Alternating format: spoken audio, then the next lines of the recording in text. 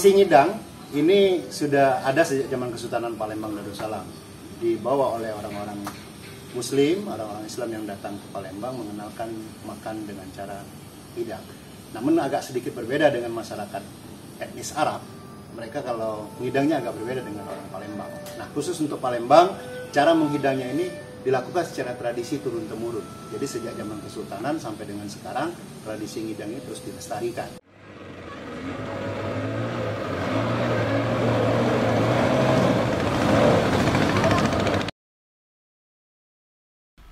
Bagi manusia, makan tak sebatas memenuhi kebutuhan hidup, memasukkan sesuatu ke dalam mulut untuk memperoleh rasa nikmat dan kenyang, tetapi melalui tata cara yang menunjukkan tinggi rendahnya peradaban suatu bangsa. Proses yang dimulai dari mencari dan mengolah bahan makanan hingga ke tahap penyajian menunjukkan nilai-nilai budaya yang penting bagi suatu etnik. Masing-masing etnik memiliki tata cara tersendiri. Begitu pula halnya dengan suku Palembang yang memiliki warisan budaya tata cara makan yang disebut dengan makan hidangan. Dengan masuknya Islam di Sumatera Selatan, juga selain membawa agama, juga membawa tradisi dan budaya. Salah satu budaya yang dikenalkan adalah cara makan dengan menggunakan tangan, atau yang disebut dengan ngidang. Ngidang itu lebih ke proses cara menyajikannya. Nah, sedangkan makannya adalah dengan secara Islami, makan dengan tangan, duduk lesehan, atau sambil duduk, dan makan bersama-sama, ini bersama-sama. Nah, inilah sejarah yang muncul, sudah ada sejak zaman dahulu hingga sekarang, dan ini perlu dilestarikan. Sepanjang angin hidup berhenti, walau zaman silih berganti.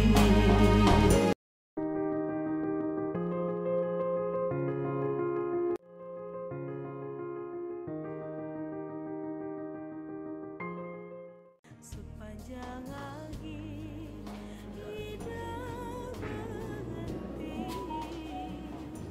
walau zaman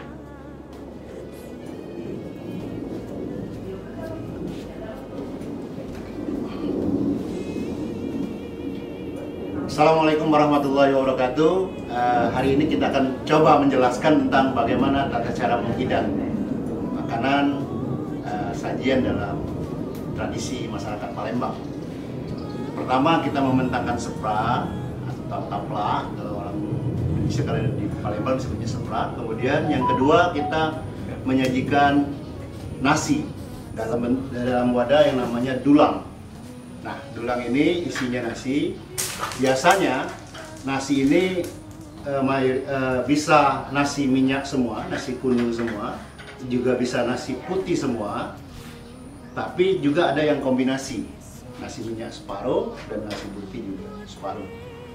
Tahap yang kedua, kalau orang Palembang bilang ini pulur. Pulur ini adalah pelengkap sajian berupa buah, sambal, dan acar. Nah, biasanya ini disajikan terlebih dahulu dengan cara berhadap-hadapan.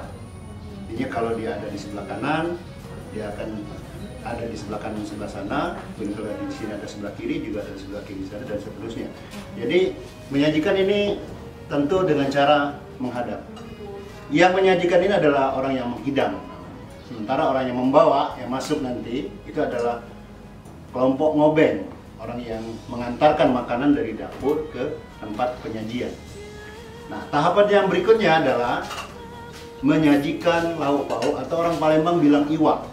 Jadi iwak jangan didefinisikan sebagai hanya ikan saja, tapi terdiri dari daging, ayam, sayur buncis, kemudian juga ada pentul.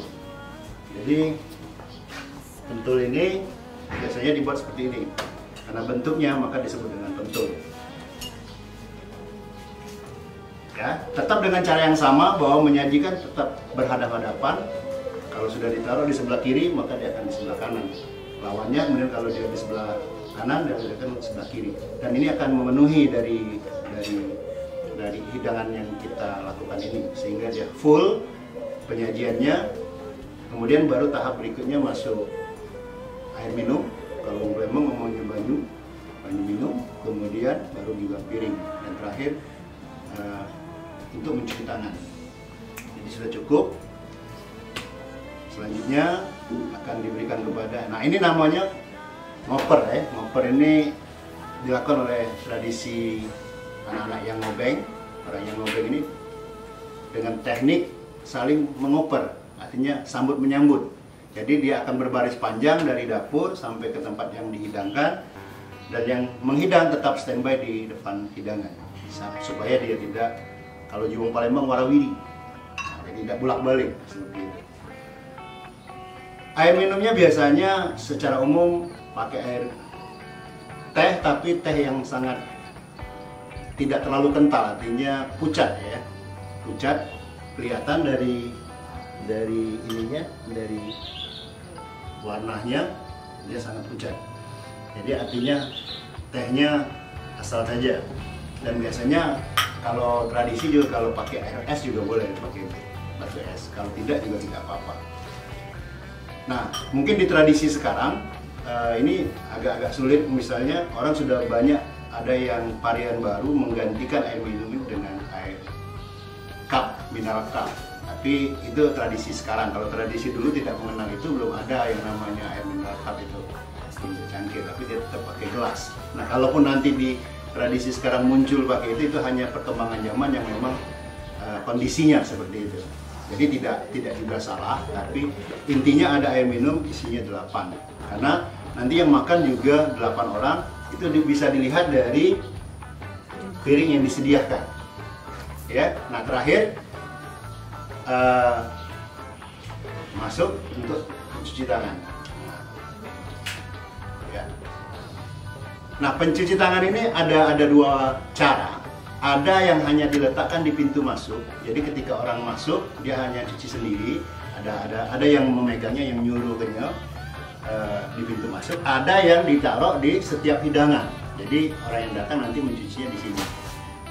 Gunanya kalau misalnya habis makan dia bisa langsung cuci di situ. Tapi kalau misalnya yang ditaruh di pintu masuk itu, maka dia akan mencuci tangannya ketika akan keluar. Nah, itu akan menjadi 2 variasi yang berbeda. Ada juga teknik yang ini memang dijalankan artinya satu-satu ditemui oleh si petugas ngobeng tadi, jadi dicucikan tangannya seperti itu.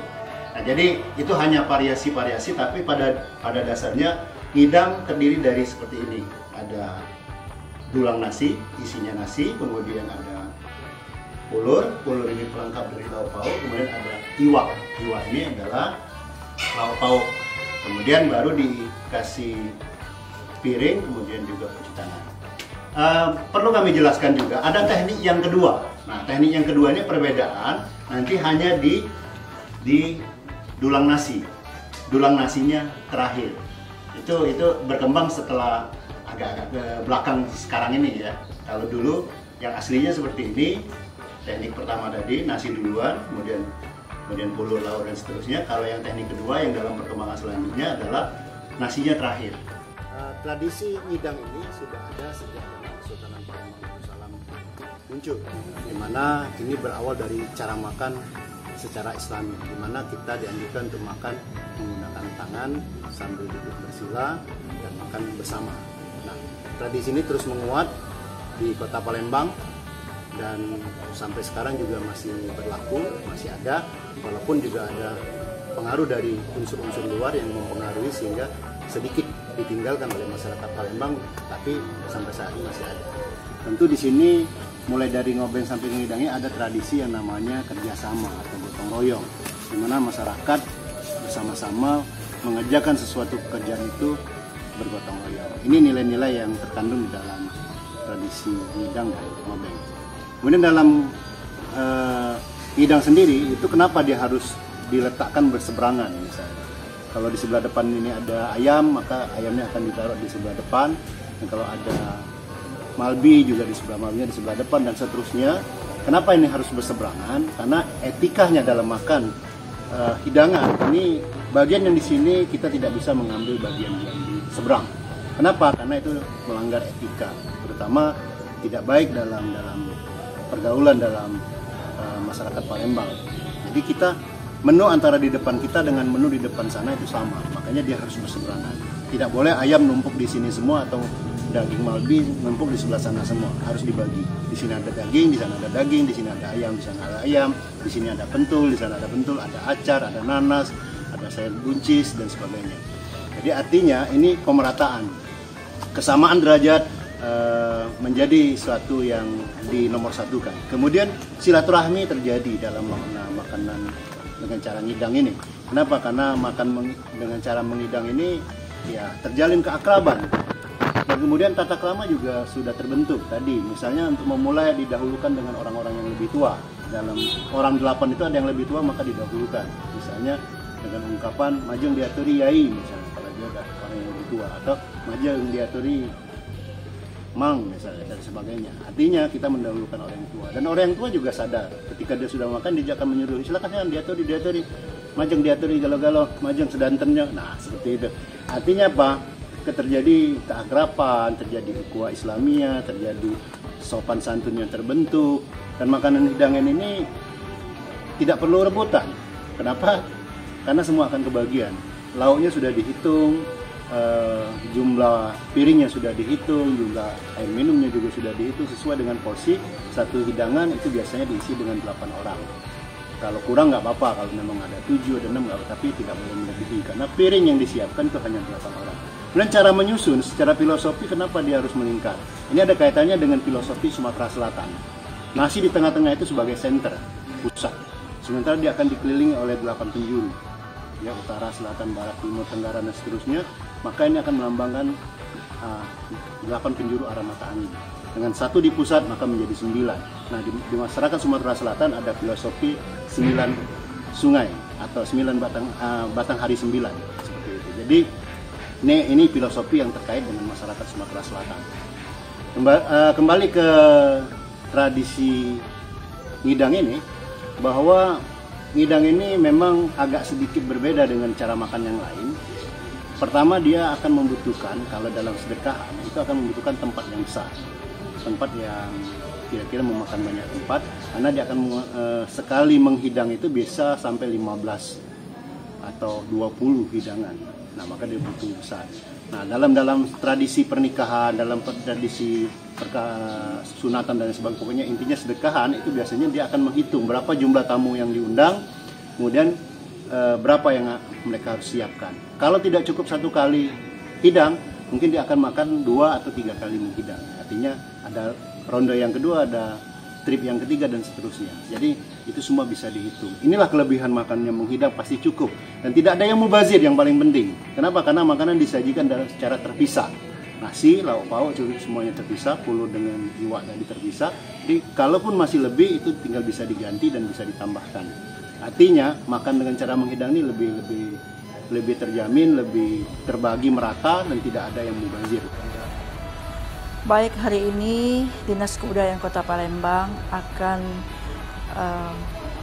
mengangkat makan hidangan.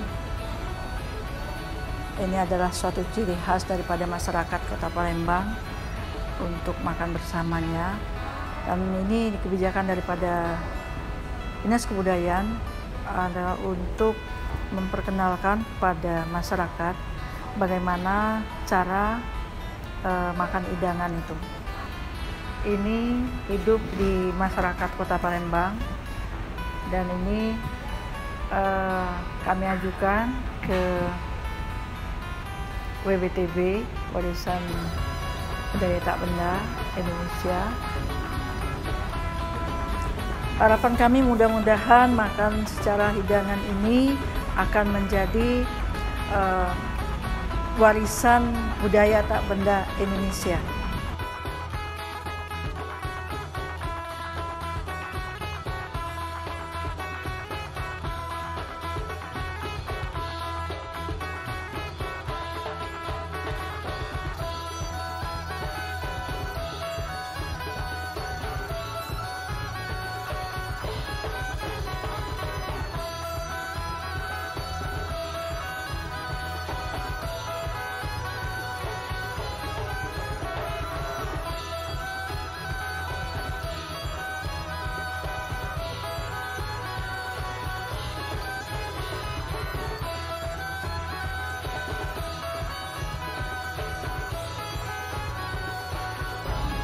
usulan mengenai tata cara makan hidangan atau tata cara hidangan Palembang, yang salah satu ini merupakan usulan kami ke BPTB tahun 2001, yang sebelumnya kami telah mengusulkan Umarakit,